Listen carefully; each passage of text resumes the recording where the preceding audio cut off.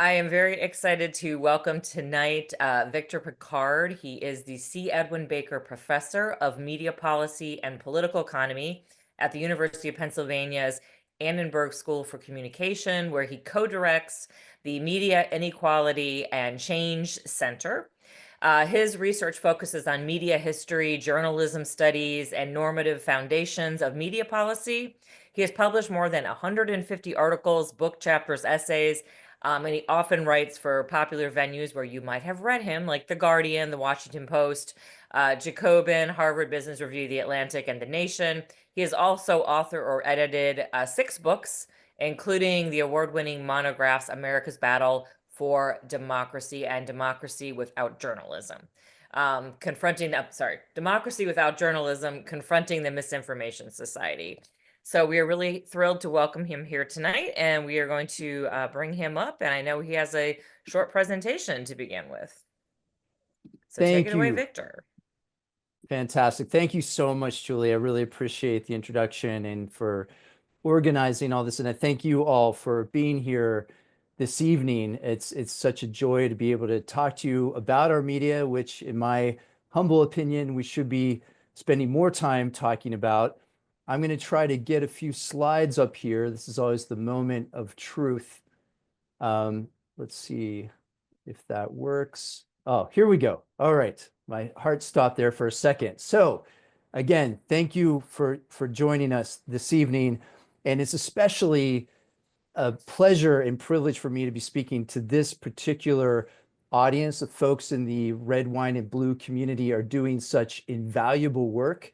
And many of you know all too well how difficult it can be to maintain healthy discourse in our media about important issues. So I'm hopefully going to shed light on some of those challenges in the next 15 minutes or so. Actually, I'll remove him for a second. And I'll just give you a very broad overview of the state of US media, and then we can drill down a bit into the details during Q&A. And I'll be using some very basic slides, as you can already see here. I could use your help in jazzing them up a bit and in upping my PowerPoint game, but this will have to suffice for the next 15 minutes. And you'll also notice in my narrative that there's a fair amount of doom and gloom, but I promise that I'll try to end on a more cheerful tone, even upbeat tone at the end.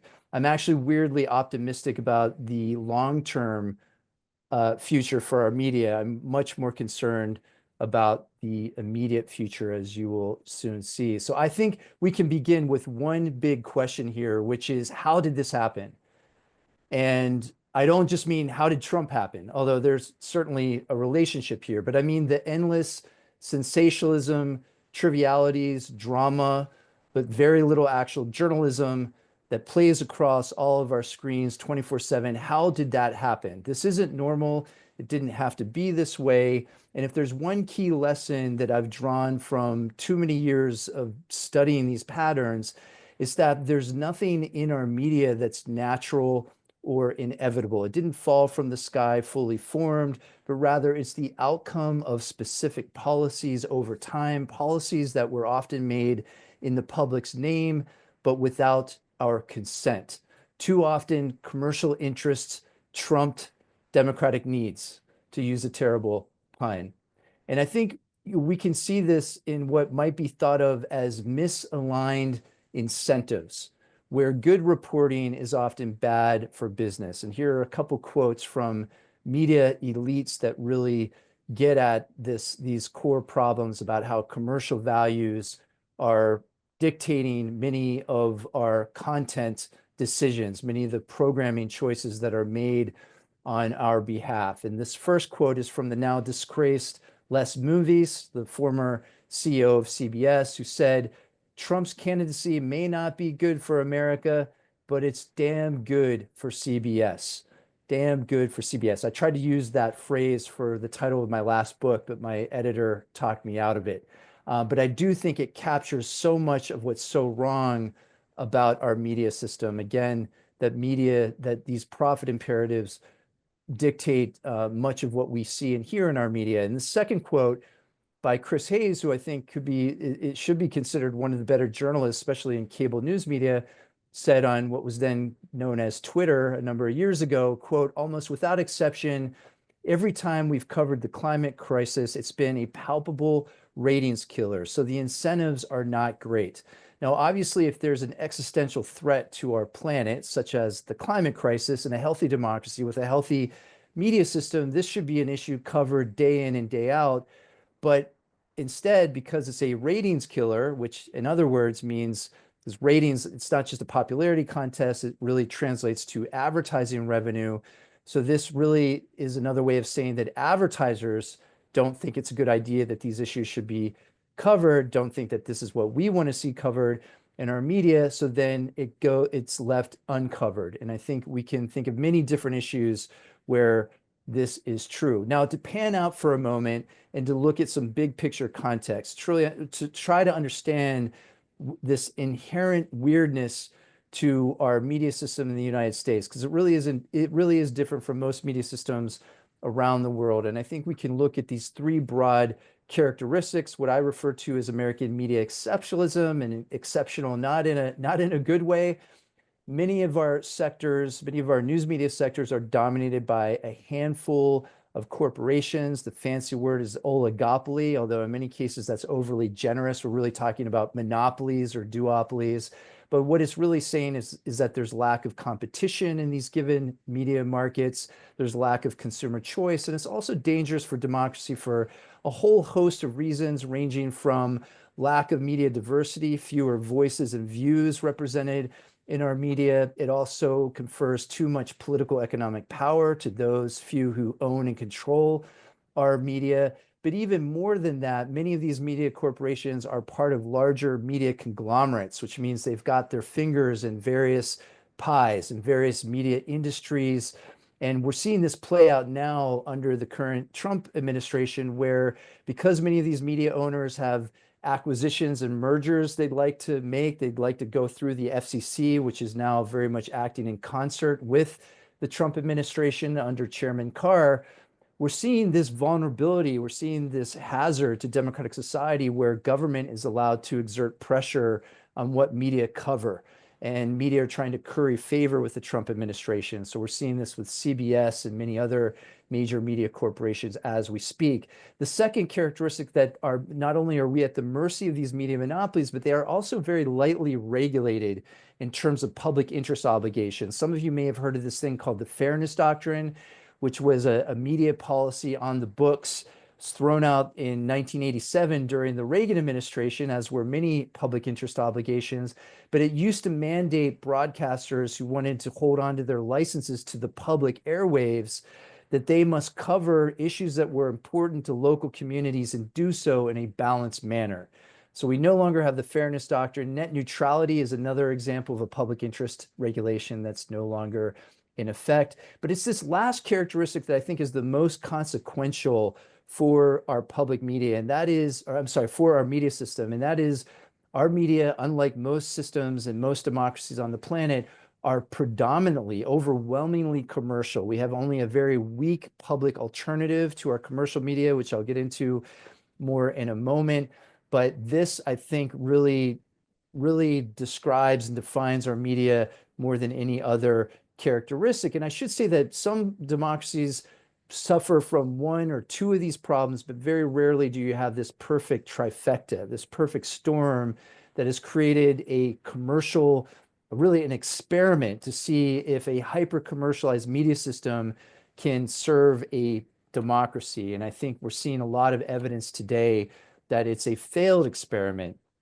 So also, this overdependence on the market for serving our information and communication needs has led to a structural journalism crisis. And I think many people on here are probably familiar with some of the problems that local journalism is facing today, but there are political economic reasons for why this crisis is occurring. It's not simply because people don't care about the news anymore. We really need to look at the business model. And for well over 100 years, our newspaper industry relied on advertising revenue for somewhere between 70 and 80% of their overall revenues. The rest came from newsstand sales and subscriptions. But as readers and advertisers migrated to the web, this business model came apart because digital ads yield pennies to the dollar of traditional print ads. Most of that money is going to the big bad duopoly of Facebook, or now Meta, and Google. Amazon slowly getting a bigger piece of the pie. But it means that that advertising revenue is no longer going to the newspapers that used to enjoy monopoly status in their given communities or given markets. If you wanted to advertise anything, you had to go to the newspaper. That's no longer true. Think of Craigslist as the first major blow to this model, but that model is irreparably broken. There's no going back to it. And so what we're seeing is that local journalism is increasingly unprofitable. Paywalls aren't working. Not enough people are paying enough for their news media, and no benevolent billionaires swooping in to save the day. And of course, that phrase benevolent billionaire begs the observation that not all billionaires are benevolent. We can look at Jeff Bezos and the Washington Post to see how that panned out. So what this means is there really is no commercial future for the level of journalism that democracy requires. And newspapers continue to close, shrink, or they're being dismantled by hedge funds and private equity firms. Here's just a few graphs that I'll flash to kind of show you and give you context that really I'm just trying to show this nosedive in terms of revenue, number of reporters, number of newspapers, and circulation have all been plummeting since the early 2000s. The latest measures show that since the early 2000s, we've lost over a third of our newspapers and more than 2/3 of our newspaper journalists.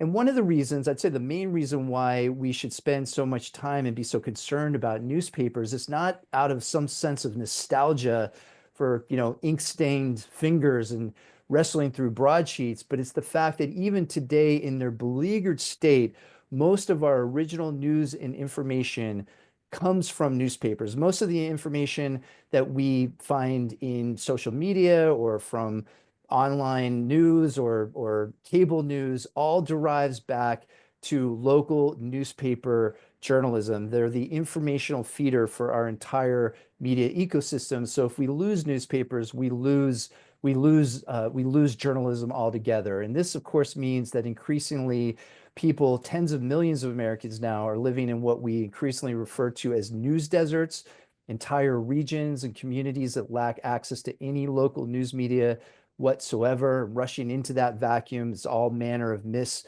and disinformation. It might be something we'll revisit later in our discussion. And what we're finding, that what we learn in school is true. It's being empirically borne out, which is that democracy requires a free, and by implication, a functional press system. And now we have all these natural experiments to see what happens to a local community when they lose their local newspaper. Sure enough, people are less informed about politics, less civically engaged, less likely to vote. Meanwhile, there are higher levels of corruption and increased polarization and extremism.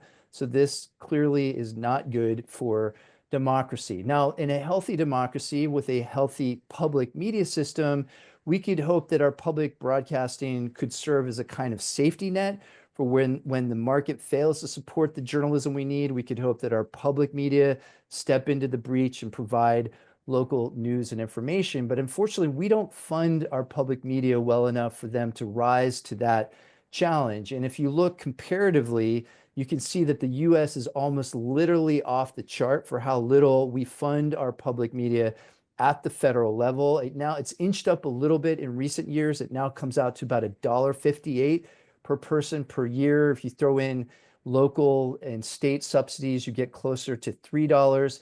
Compare that to the Brits, who spend almost $100 for the BBC. Many of the Nordic countries spend well over $100, and it shows in the health of their public broadcasting system. We did a follow-up study where we looked at 33 countries around the world and also compared public media expenditures to the health of their democracy, according to the Democracy Index that The Economist magazine puts out every year, that has qualified the US as a flawed democracy now for a number of years. But again, even more damning, according to our GDP, it comes out to about 0.002% that we pay towards our public media. So we're a global outlier in how we impoverish our public media. We force them to seek out private sources of capital. So increasingly, they're chasing after corporate funding and various kinds of sponsorships, and of course, donations from viewers and listeners like us. But we don't allow them to operate as a public media system entirely. In fact, calling them public media is a bit of a misnomer. And of course, today, even what little public support we give them, the Trump administration is threatening to phase that out altogether. Again, that's something I hope we can revisit during the discussion. Now, meanwhile, we have this growing body of scholarship showing all the benefits that public media confer upon democratic society, correlates with higher levels of political knowledge and civic engagement, lower levels of extremism and racism. Again, the strongest democracies on the planet also happen to have the strongest public broadcasting systems. And one of the reasons why I emphasize this is it cuts against the common argument that if we start funding our media, we'll slide towards into some sort of totalitarian state. But this data shows quite the contrary, that a strong democracy requires a strong publicly supported media system. And I think these last 2 points are the most important reasons for why we need to support public media. One is that, at least if they're funded adequately, they're not susceptible to the same kind of market failures and commercial pressures. They shouldn't be chasing after advertisers, for example. But even more importantly, unlike a commercial media system, public systems are committed to a universal service mission. They're trying to ensure that all members of society have access to a baseline level of news and information. And this is especially true during natural disasters and other emergencies, which again is one of the reasons why we shouldn't phase out the public subsidies that we do still give our public media today. And before I go into this slide, one last data point here is that even in their impoverished state, our current public media reach between 98 and 99% of the population. But here, and I promised that I would end on a more optimistic note, and here I'm putting on my utopian hat to argue that not only should we be supporting our public media more, but we should be creating entirely new institutions, including what I refer to as public media centers. I think the best exemplified by the Independent Media Center here in the middle of the cornfields in Urbana-Champaign, where about 20 years ago, local activists raised funds and bought the downtown post office building, which you see here in this picture. And it now serves as this community hub that provides all kinds of multimedia, a news website, even broadband services, a low power FM radio, it provides a maker space for local community members to make their own media. So I think this is like our utopian model that we can work towards, that someday we'll have a public media center in every community across the country. But meanwhile, despite all these problems, I think this crisis, or the many crises that we're facing, are also moments of opportunity in our media. There's growing awareness of why our media, especially nonprofit and public media, are so precious. There's growing public scrutiny towards our new media oligarchs like Elon Musk here. And I think this creates an opportunity to open up conversations, expand our imagination about what's possible, the kind of media reforms that we're going to need to provide the media that democracy requires. It's not going to happen tomorrow or anytime soon, but we must keep them on our political horizon. And in the meantime, we must try to hold the line on what we still have today. So thank you. I look forward to getting into the conversation. All Awesome. right. Well, thank you so much. I do want to kind of go back and touch on some of the things you said and get a little deeper dive into them. Um, so in your view, you had said that the commercial model has shaped what kind of news is produced, and what kinds get ignored. So can you kind of maybe give us a little deeper dive on that? Yeah, thank you for that question, because I do think that's a core part of the argument that, we tend to be a lot more sensitive to government censorship and even maybe corporate censorship. But here I'm thinking in terms of market censorship, where these commercial logics mean that there are patterns of omission and selection and emphasis where our media tend to cover some issues and not others. And it just so happens this past weekend, with my family, we watched the Broadway show with George Clooney, Good Night and Good Luck. Some of you may have seen the film from a number of years ago that the play is based on. And I think it really gets at some of these dynamics, except the main drama in that show, in that film, was between Edward R. Murrow and Senator McCarthy, right? And Murrow prevails over Senator McCarthy. But I think a subtext or a subplot to this story was that actually Murrow lost. He might have prevailed over McCarthy, but he lost to the market, right? He was actually demoted after, being victorious over Senator McCarthy. And much of that was because, it was clear that advertisers were deciding, what programs get funded and what programs don't get funded. And the CEO at the time, William Paley, was also clearly concerned about losing advertising revenue. And I think those commercial pressures and those profit imperatives really dictate a lot of what we see in our media, what our media look like. And I think that often goes unsaid and unscrutinized. And so that's what I really try to hammer on in my scholarship. You talked a little bit about the Fairness Act and some other things historically that we have done around media. So, what historical decisions or policies do you believe have set us on the current media trajectory that we're on? Yeah, so there's a number of key decisions that were made during kind of like critical junctures where our media could have gone down different trajectories just in terms of like ownership and control and how democratic they were. And there was a key moment in the early 30s when our radio broadcasting system was being set up. And there was actually a big fight over whether our system should look more like the BBC and or the CBC and our neighbors to the north, or most countries again have these very strong public broadcasting systems. And instead of having a primarily public system, we went down the commercial route. And this really was very different compared to most systems around the world. It was dependent on advertising revenue. It was dominated by just a couple major corporations. But back then, it was CBS and NBC were the two biggest players.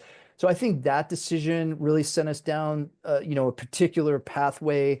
You could also look to the early days of our newspapers when they decided to become primarily funded by advertising. That happened in the late 1800s. And you immediately saw the difference where newspaper publishers no longer saw their readers as members as citizens of a democratic society, but saw them instead primarily as consumers and saw them as audiences that they needed to capture, or rather capture their attention and deliver those audiences to the advertisers who were, paying the bills. So you see this played out again and again. You see it with the internet, which started out as a public system and slowly became privatized and commercialized. So we keep seeing this story, we keep watching this movie again and again get replayed. And I think this is the root cause of a lot of the challenges, a lot of the constraints that we grapple with in our media. Okay, this wasn't a question on the list, but I'm going to just ask you That's anyways, fine. because you're saying that we're different than Britain or Canada. Like, why did we go with the commercial model? Like, why are we different in that, I guess, area? Yeah, well, that's a great question. And in many ways, a tough question. And I don't want to be too uh, glib in my answer, but I'll say this, which is, not to leave folks in suspense. It wasn't because this is what everyone was clamoring for, right? It wasn't like we had a vote and society said, no, we want advertising. We want a commercial system. We don't like the BBC. We don't like the CBC. What actually happened is that most people weren't given a choice, right? Now, when I say there was a fight inside DC, inside the Beltway. There were some activists who led the charge. There were primarily educators because at that time, there were, especially at the land grant universities like University of Wisconsin, University of Illinois, they had these educational broadcasters. And indeed, it was those smaller independent outlets that over many years eventually became what is our public broadcasting system. But that didn't happen until the late 1960s. So it took many, many years for them to continue advocating and agitating for that. But meanwhile, There were lobbyists who got in there. There were all kinds of corporate representatives. There were members of both parties who were enjoying a lot of support from these corporate lobbies, especially around CBS and NBC, and they were able to shift the policy debate into their favor. And that's how we ended up with this commercial system. But it wasn't democratically determined. And there's lots of I, I could I could geek out and really bore you all to tears with some of the statistics from the 1930s and 40s, but I'll save that for a later time. But suffice it to say, this was determined by a small number of people, and it wasn't opened up democratically as it should have been. Okay, so to what extent do you then, I know I hear you clearly that this is commercial, this is money making, but we are seeing such media polarization right now. So to what extent is that polarization driven by economic factors versus just political ideology and what the audience is demanding? Yeah, so as with anything, there's not like one monocausal explanation for a lot of the pathologies that we're seeing today, whether it's, polarization, or sometimes people will say the better term for polarization is increasing extremism, especially on the right. It's asymmetrical. It's not like we're equally seeing people go to the right and left. And problems with mis and disinformation. I do think there are a lot of economic explanations for it, and we can think, back to this idea that the main business model is to try to capture our attention, whether we're talking about social media or cable television or, commercial journalism. They're trying to keep our eyes glued to screens like these at all times. And so even our social media is geared algorithmically to engage us, to keep us engaged, right? To keep us angry or scared or sharing things, maybe cute pictures of our children and cats over social media, but things that tend to be amplified and proliferate, because the more we're connected to these screens, the more not only are we being exposed to advertising, but we're generating information about ourselves that data brokers and advertisers are collecting so that they can better target us with more tailored advertising. So a lot of that doesn't explain all the, again, these problems that we're talking about, but I do think it shows that our media system is geared in a way to really exacerbate polarization, to create sometimes referred to as filter bubbles or echo chambers or whatever metaphor we want to use, but it's not encouraging calm, deliberative debate, right? It's not bringing out our better nature. It's in fact driving discourse down to the lowest common denominator. And we see this on X, we see this in a lot of different forums. So I don't think it explains all of it, but certainly explains a big part of it. So, going back to the international models that you mentioned in other countries, it, is there an example, or do you see less polarization with these public funded sources? Or I guess I'm just curious if they've avoided that extreme polarization, and if so, like what can we learn from that here in the US?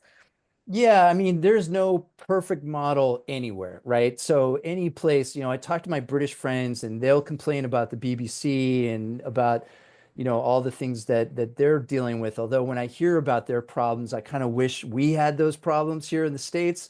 But, I do think, again, there's data showing that stronger public broadcasting systems encourage less polarization, higher levels of political knowledge and so forth. But I think that we also can look at what, some creative things that various countries are doing. Again, using the BBC as an example, they do this thing called the Local Democracy Reporter Service, where they allocate reporters to news deserts around the country. And then any news and information that's generated by those reporters basically enters the public domain so that anyone, commercial outlets, anyone can basically steal the news and information that they're producing, right? So it's really, in many ways socialized, you might say, but it's trying to create a public sphere of high quality news and information. And there are other examples, like the Nordic countries will subsidize every newspaper in a given market except for the largest newspaper. So it's a way to make sure that there's pluralism and media diversity. And that means that they'll fund far right newspapers and far left newspapers, but they're trying to maintain a healthy political spectrum so that there's healthy debate. So we can look to what other countries are doing and try to glean some best practices from some of those policies.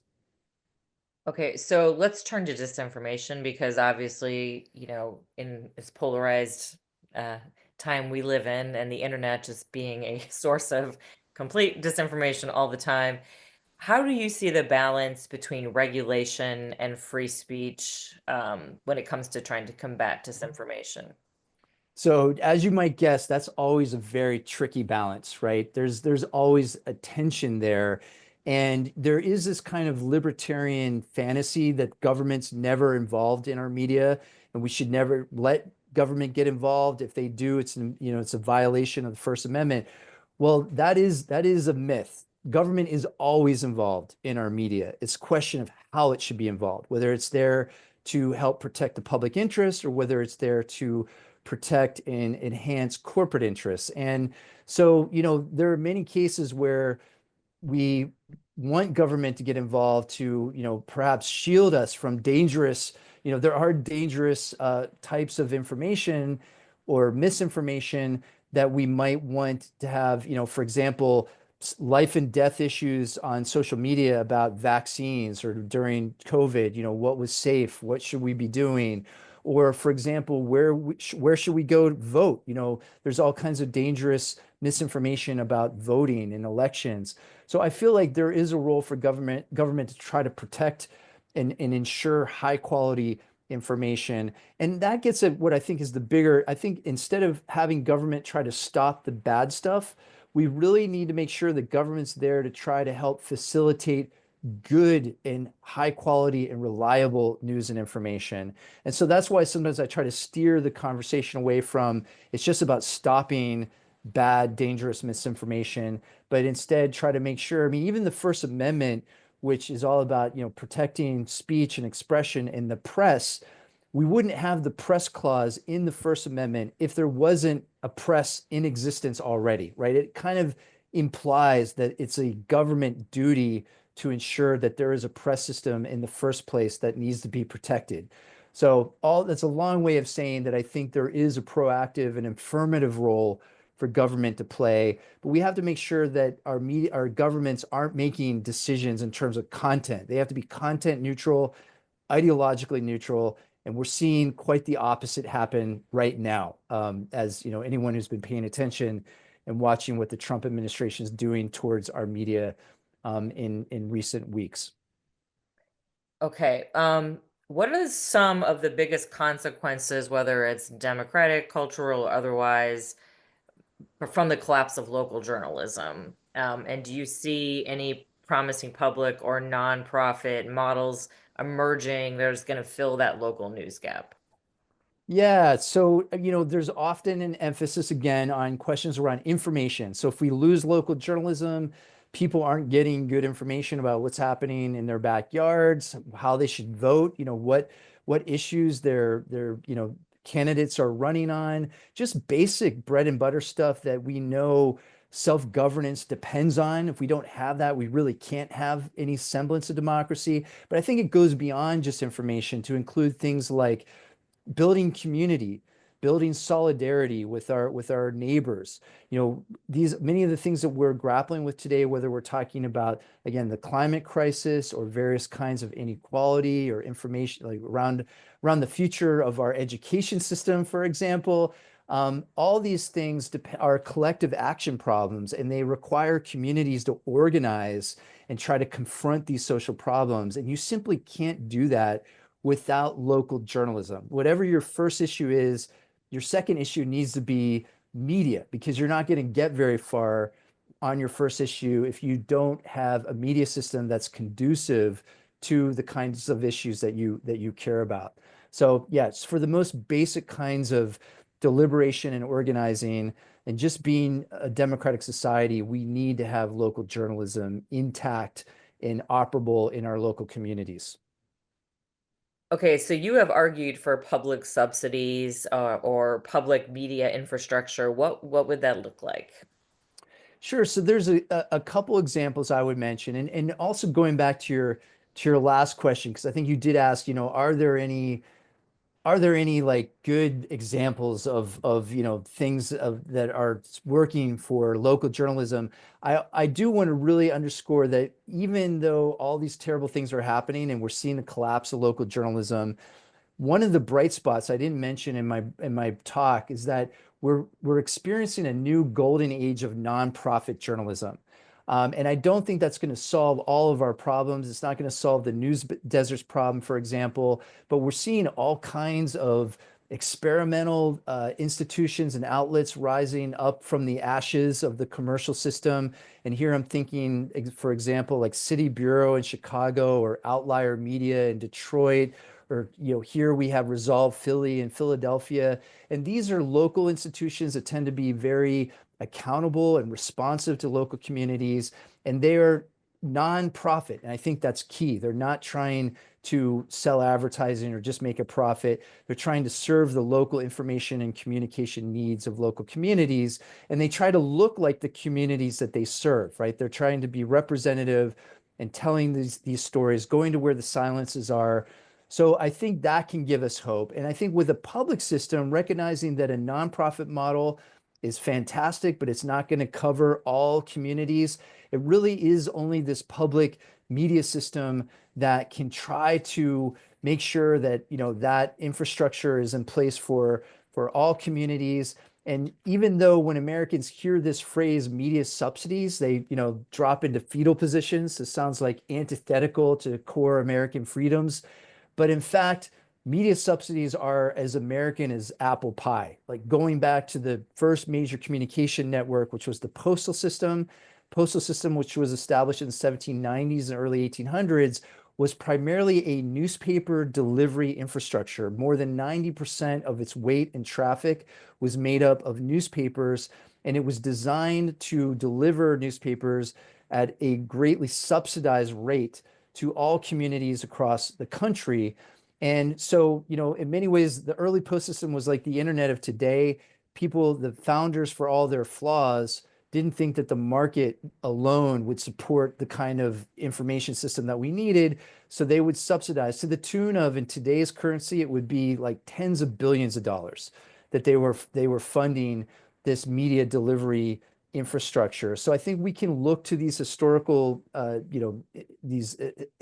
inspirations, international examples, and see that if we basically change our public media expenditures in line with global norms, we would be spending roughly around $30 billion a year towards our public media system. And I think that could ensure, I was talking earlier about the Public Media Center, we could make sure that there was this new kind of anchor institution in every community across the country to guarantee that people weren't just having access to local news media and information, but they were also involved in creating their own media, telling their own stories. So that might be the kind of utopian thing that we work towards far into the future.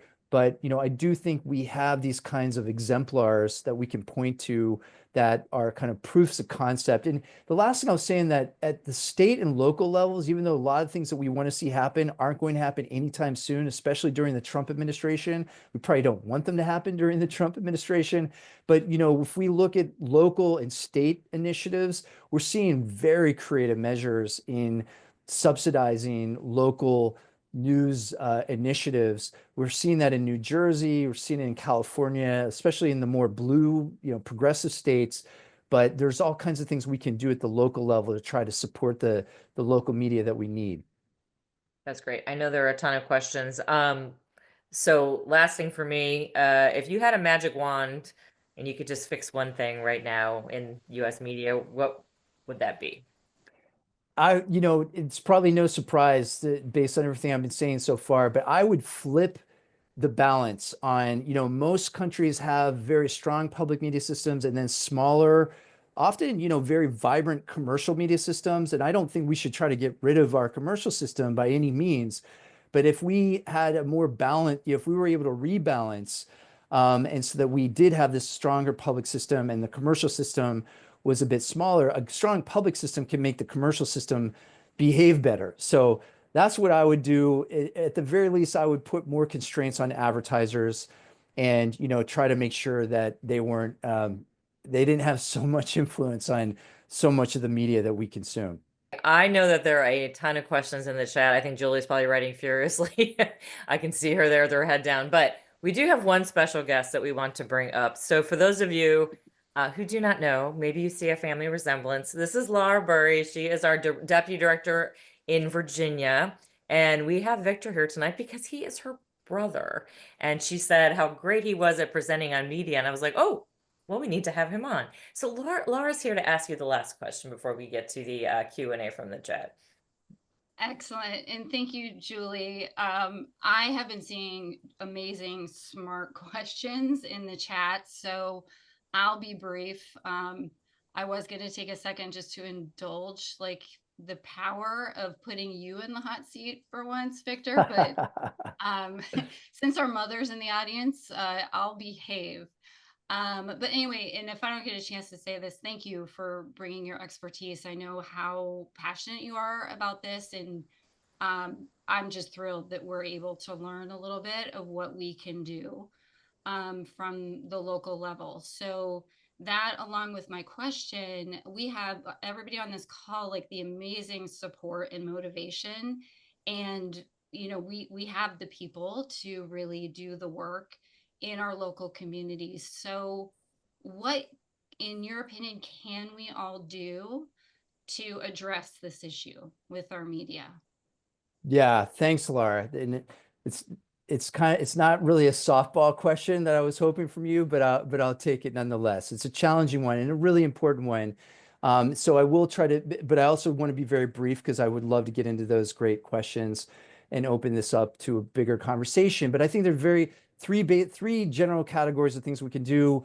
One is just more of a general media literacy thing, which is we talk to our friends and family members and neighbors about the importance of media, about how it doesn't have to be this way. It's a political issue. It's a political decision to allow our media to be designed this way. So we really need to politicize it and encourage people to diversify their media diets and try to seek out reliable information. So that's kind of the media literacy part that we should be doing forever. Then there's more of a kind of short-term thing, which is do all that we can to protect and bolster what journalism we still have. And that means all of us should be donating to our local media institutions, whether it's a subscription to our local newspaper or donating to our local public broadcaster, and also like the independent outlets out there. There are small, vibrant, magazines that desperately need our support. These nonprofit institutions I was talking about,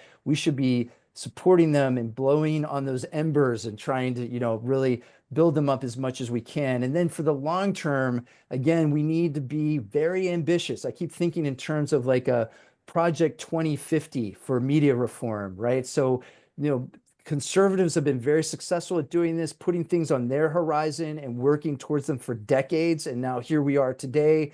I think, progressive people need to be doing the same thing and really expanding our imagination about what our media could and should look like in the long term. All right, well, I'm going to bring Julie up so that we can start diving into these questions. So I'm going to add her, and I will take Lara and I off the screen. Thank you so much. Go for it, Julie. So we will definitely not get through all of these, but I'm going to do my best to condense as many up as I can. First thing is that people want to know if you have a list of media that you trust that, maybe you can give to Julie. She sends out a follow-up email always, and that would be helpful. Yeah, that's something I can follow up with her on for sure. But I will say briefly that I do think for all their flaws, and I often am like shouting at the radio or the television or whatever, but I do think our public media are, such a vitally important resource that we need to be supporting. And I think they're doing better than most of the other outlets out there today. So there's a lot of talk right now in this chat about Substack. And the folks who are on Substack, what are your thoughts on Substack? I mean, there are a lot of great people on it, like Heather Cox Richardson, Dan Absolutely. Rather, and Robert Reich. There's a lot of people out there on that. So what are your thoughts on that? Yeah, so I mean, I'm a fan of the folks you mentioned, and I think there's just so many. Just as we're now going through a new golden age of nonprofit journalism. Substack is just, this fluorescence of amazing commentary. But I want to underscore that last word, commentary. It's not the same as, journalism. It's not covering City Hall or the local school board or, some of the admittedly boring stuff, right? But a democracy requires that kind of journalism. So I don't think Substack is going to, get us out of the journalism crisis. It's not going to provide for all of our information and communication needs. So, it's fantastic for the discourse, but it can only do so much. And the last thing I'll say about it is that unfortunately, it also kind of silos off. Some of them are paywalled. It's not something that everyone has access to. So I don't think that's our ideal for a democratic media system.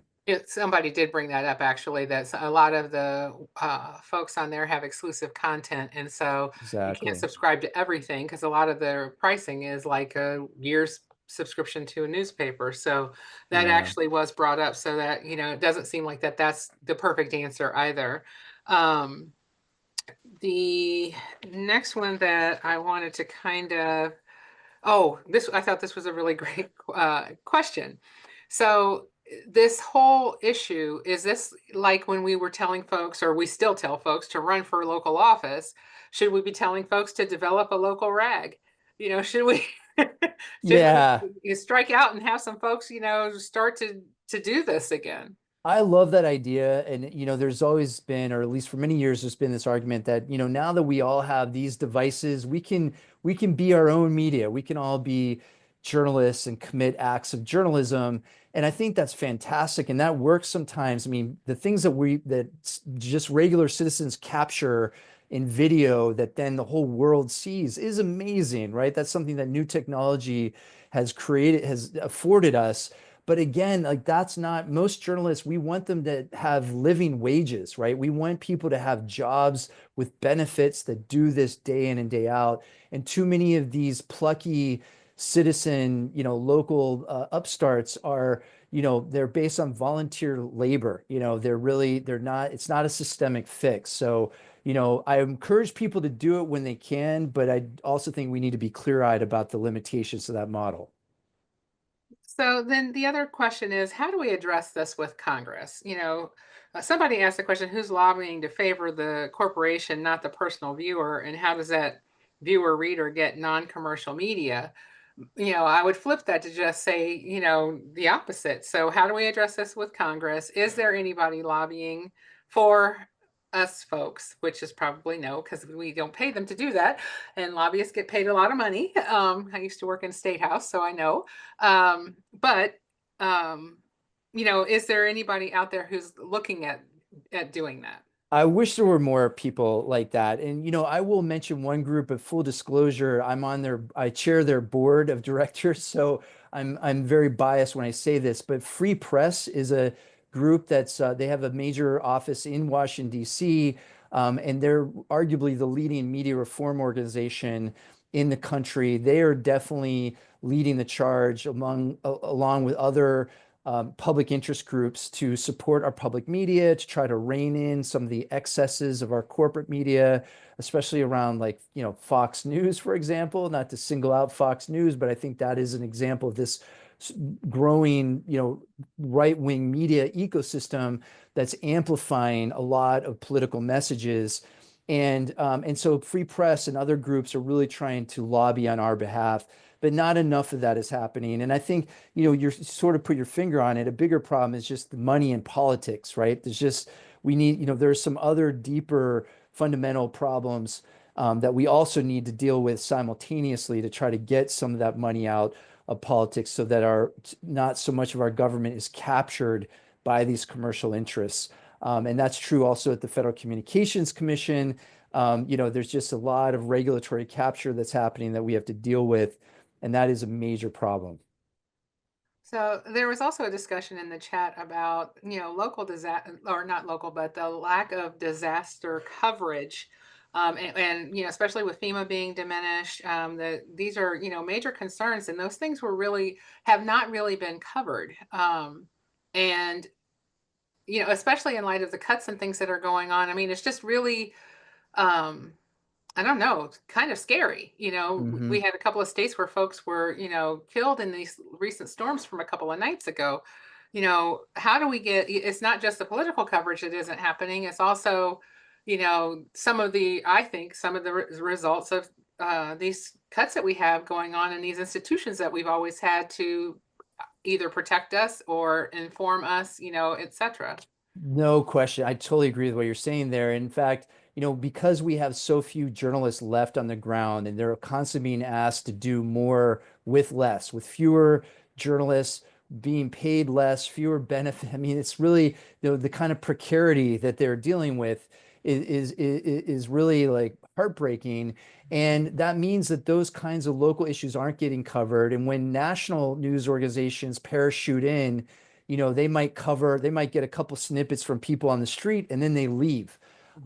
You saw this with East Palestine, with the huge crisis that happened there a couple of years ago. Like, it's not like people were fine the next day, right? These communities were still suffering.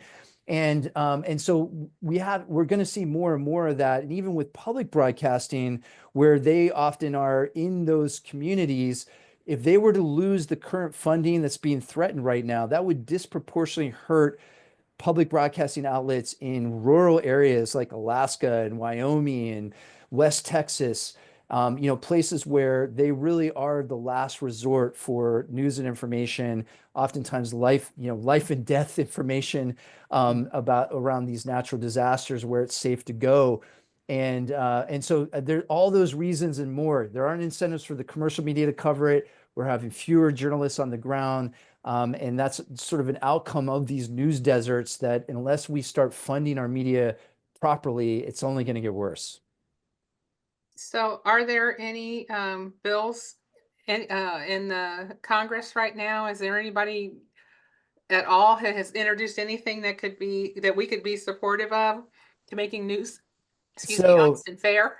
yeah, so there's not a lot right now simply because what little Congress is doing is mostly advancing the Trump administration's agenda, to put it bluntly. In the past, there have been some bills that are still on the books that were considered during the Biden administration that were pretty modest, in my view, didn't go nearly far enough. But I do think at the state and local levels, you see a lot more promise there. Even in cities, for example, there was a law passed in New York City that mandated that the government advertise in community and ethnic newspapers, and that did a lot to bolster their support. So there are things that they could be doing, but I really think for the long term we need to be funding our public media more, again, in line with global norms. And one thing I didn't mention earlier, there's lower levels of trust in institutions, in all major institutions right now, especially media. But what the survey data show is that even among constituencies who might hate the media, when it comes to their local media, when it comes to their local public media, they tend to have warm, fuzzy feelings towards those institutions. And that gives me some hope that actually people would back Congress in supporting more, bigger subsidies for our public media. There are relatively high levels of trust across the political spectrum towards public media to this day. And I think that's something we should try to build on. So, really quickly, because you mentioned Fox News, someone had asked why they didn't lose their license, their entertainment license, because we know that, they're not really a news outlet. They are an entertainment outlet, but they've never been made to put a disclaimer that they were not a news outlet. And so folks think that they're actual legitimate news. Um, why haven't they been censored at all? Well, what's interesting is that during the last administration, there was a move to target some of their local broadcasting stations because cable stations. There's often a lot of confusion about this, but cable outlets don't have licenses to the public airwaves, so there's not the same kind of leverage that we have over them. But many of those, again, we're talking about media conglomerates. Many of them own local broadcasting stations, and there they do, even today, even after all the deregulation, they have a commitment to public interest obligations. But right now, the current FCC is investigating all the major media corporations except for Fox News in this regard. But there has been some movement in the past, especially around election misinformation. There was a move to do that, and I do think that's a legitimate fight to have. There still are public interest obligations, and we really should be trying to push on them. At the end of the day, we really should think of it as it's our media, not theirs, right? They're serving our needs, right? Our democratic needs. And I really think we need to start framing things differently so that they are made to serve those needs and not just advance the agenda of the Trump administration, not just to serve their corporate parents and their profit imperatives, but actually democracy. And I don't think that's a radical ideal. I think that's something worth fighting for and keeping on our horizon. And I'm cautiously optimistic that we'll get there, but it's gonna require just constant activism. Well, sadly, we are out of time. I hope that you can come back at some other time. We can dig into some more of this because there was a lot that was here. But I'm going to kick it back over to Julie, and thank you, Victor, for coming tonight. Thank Thank you so much. I'm gonna actually let Lara come back up so she can say goodbye to her brother. But anyway, so thank you. That was such an interesting conversation. I know I could see the chat blowing up as I was like talking with you. So I know we didn't get to everything, but thank you for all the questions. Thank you so much, Victor. Like I said, so informative. I think everybody did learn a lot tonight. And your mom is in the audience. So thank you, Mary, for having two amazing children here. So Lara, do you want to say goodbye to your brother? I certainly do. It was so great to see you again tonight, Victor, and give the kids my love. I will do. You do the same, Laura. Thank you so much. Thank you, Julie, both Julies, for an amazing conversation, for all of you for engaging in these issues and for posting such excellent conversation or questions. I'd love to keep the conversation going. So let's try to find a way to do so. And you can find me pretty easily online. So I clearly love talking about this stuff. Let's find a way to keep talking about it. All right, everybody, thank you for joining us. Thank you again, Victor. And thank you, Lara, for recommending your brother. And everybody have a great evening. Good night. Thank